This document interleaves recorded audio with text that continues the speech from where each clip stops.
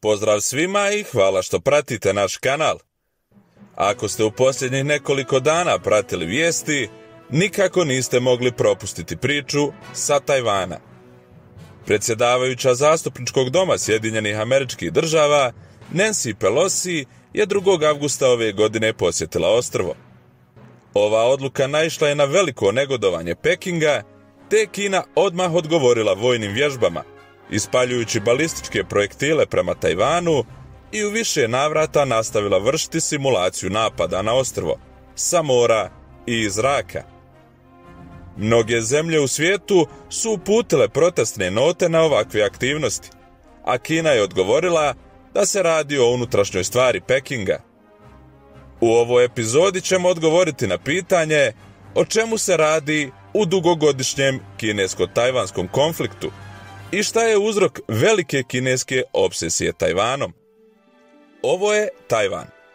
To je otok u južnom kineskom moru, a njegova površina iznosi oko 36.000 kvadratnih kilometara. Tajvan je od kontinentalne Kine udaljen otprilike 161 km, te su razdvojeni Tajvanskim moreuzom.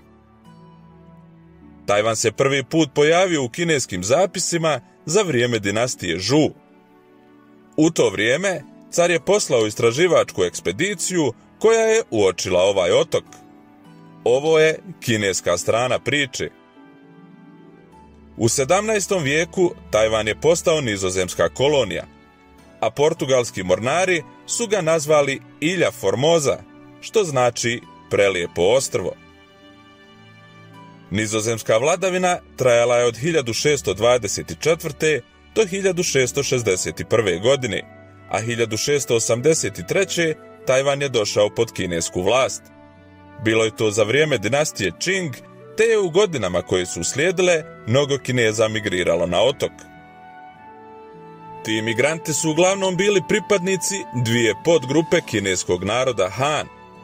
Hoklo ili Hokijen etnička skupina, koja danas čini otprilike 70 do 77% stanovništva Tajvana, i narod Haka.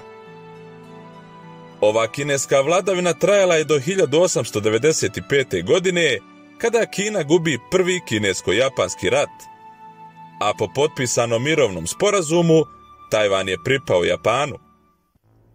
Decenijama kasnije, kada je Japan izgubio Drugi svjetski rat, a Kina bila na pobjedničkoj strani, Tajvan je ponovo postao velika kineska želja i predmet osvajanja.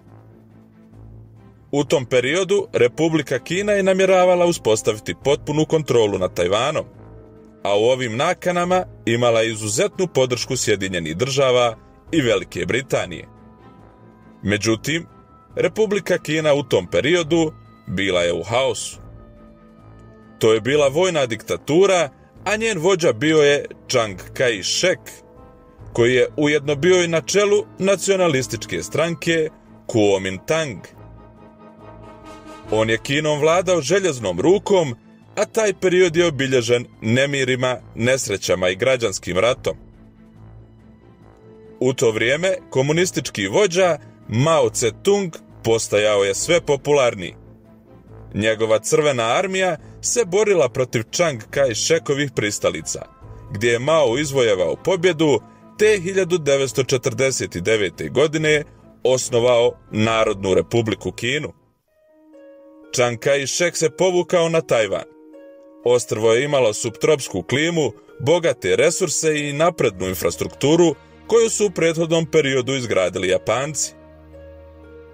Također, Tajvan je bio oslobođen komunističkog uticaja, a Chiang se nije sam preselio na Tajvan.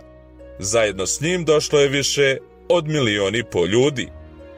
Pored toga, preselio je vazduhoplovstvo Republike Kine, artefakte iz Muzeja Nacionalne palate, Nacionalne centralne biblioteke i Nacionalnog centralnog muzeja, zatim Pekinške biblioteke, gorivo i municiju, radio stanice, čamce, odjeću, automobile, te oko 774 kutije zlata.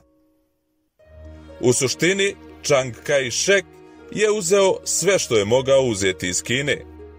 Osnovao je vladu u egzilu na Tajvanu, a zatim je proglasio vanredno stanje. Do 1950. godina postojale su dvije Kine. Čangova vojna diktatura na Tajvanu pod nazivom Republika Kina i Maova komunistička Kina zvana Narodna Republika Kina. Obje vlade su tvrdile da su prave vlade takozvane prave Kine. Uslijedila je bitka za međunarodno priznanje i legitimitet. Tajvan je u tom periodu imao mjesto u Ujedinjenim nacijama kao legitimni predstavnik Republike Kine. Zapadne zemlje priznale su Tajvan kao jedinu Kinu. 1954. godine izbila je prva kriza u Tajvanskom Moreuzu.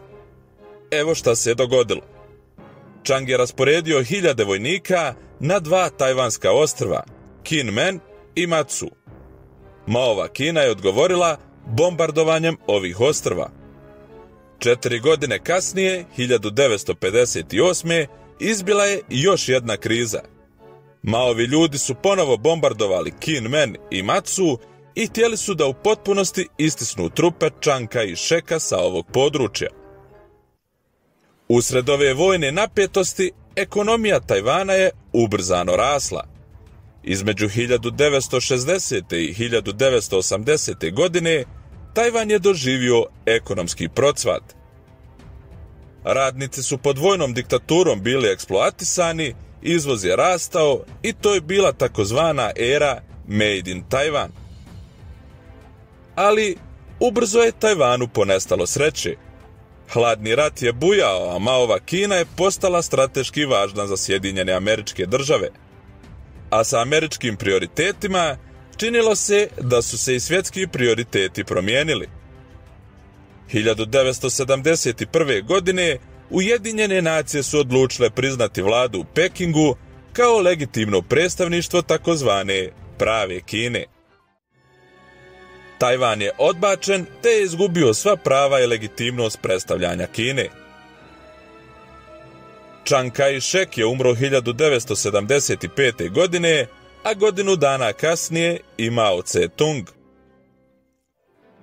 Tada je Deng Xiaoping postao vođa Kine. Počeo je da otvara Kinu svijetu i postao arhitekta moderne Kine. Te su se tokom narednih 10 godina odnosi između Kine i Tajvana znatno poboljšali. Ljudima je bilo dozvoljeno da posjećuju porodice s obje strane, a trgovina preko Moreuza se također poboljšala. Ali kako su se ekonomske veze produbljivale, to se paralelno dešavalo i sa kulturnim podjelama. Ljudi na Tajvanu počeli su se identificirati kao Tajvanci, a ne Kinezi. 1992. godine u Hong Kongu je održan sastanak, a dvije strane, Peking i Tajpej, su se složili oko postojanja jedne Kine.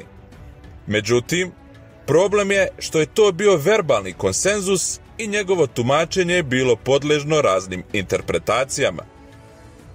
Verzija kineske komunističke partije je bila: jedna Kina znači da zemlje sa obje strane Moreuza pripadaju jednoj Kini i ovom Kinom vlada Peking, te će oni zajedno raditi na ostvarenju nacionalnog ujedinjenja i to je stav Pekinga.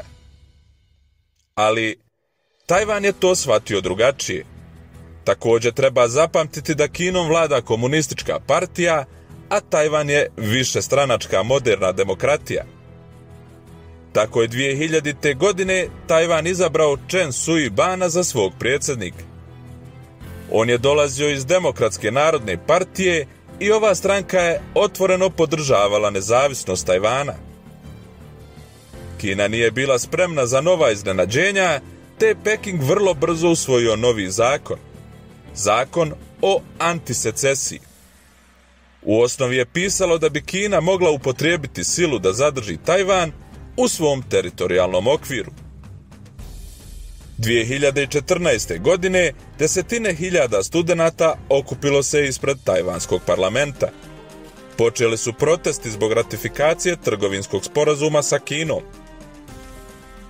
Studenti su tražili transparentnost jer je Tajvan ipak demokratska država. Ovo je bio početak onoga što će postati poznato kao studentski suncokretov pokret. i ovo je bio prvi otvoreni protest protiv Kine.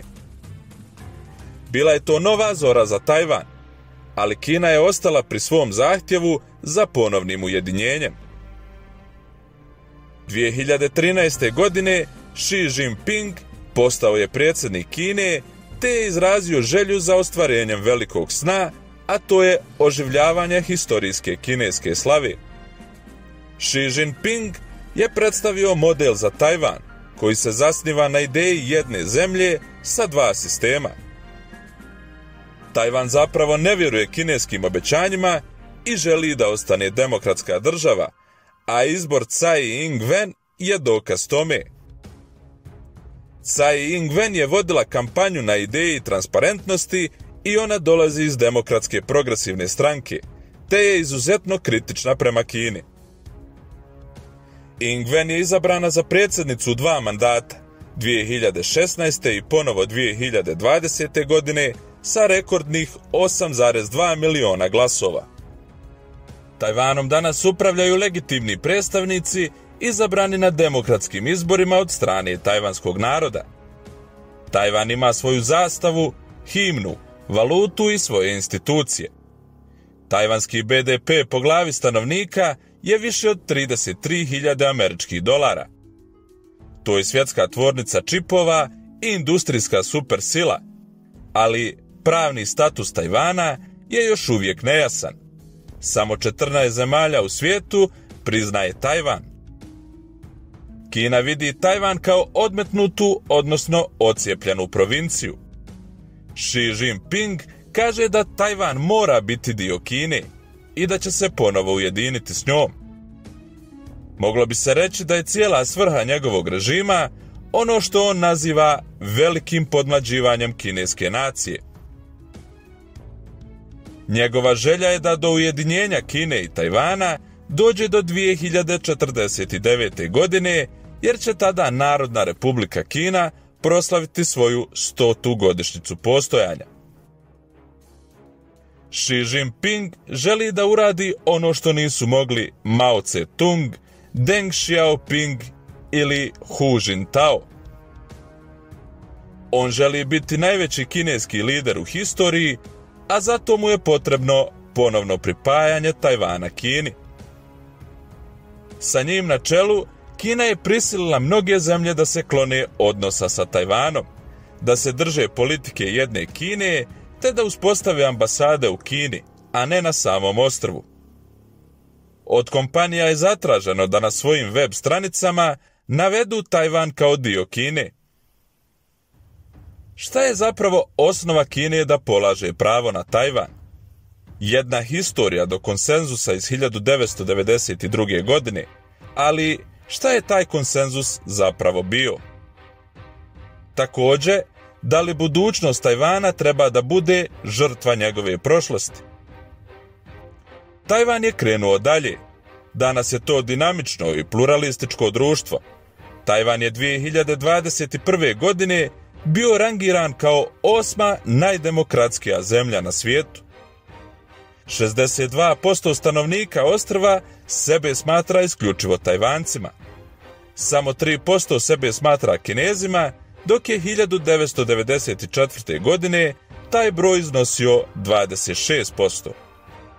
Danas Tajvan ima svoj vlastiti osjećaj identiteta koji se itekako razlikuje od identiteta autoritarne Kine. Xi Jinping smatra da će nezavisnost Tajvana donijeti samo teškoće. Ali šta je sa Tajvancima? Šta zapravo oni žele? 5,2% Tajvanaca želi nezavisnost, 1,3% je za ponovno ujedinjenje sa Kinom, a ostali žele zadržati status quo. S obzirom na nedavne političke reakcije i vojne poteze Kine, da li je status quo zaista više opcija? Recite nam u komentarima šta mislite šta će se dogoditi. Ponovno mirno ujedinjenje, nezavisnost otoka ili će Kina upotrijebiti silu da zauzme Tajvan? Ukoliko vam se svidio ovaj video, molimo vas da ga šerujete. Pretplatite se na naš kanal i ostavite like i komentar i vidimo se u sljedećem videu. Lijep pozdrav svima!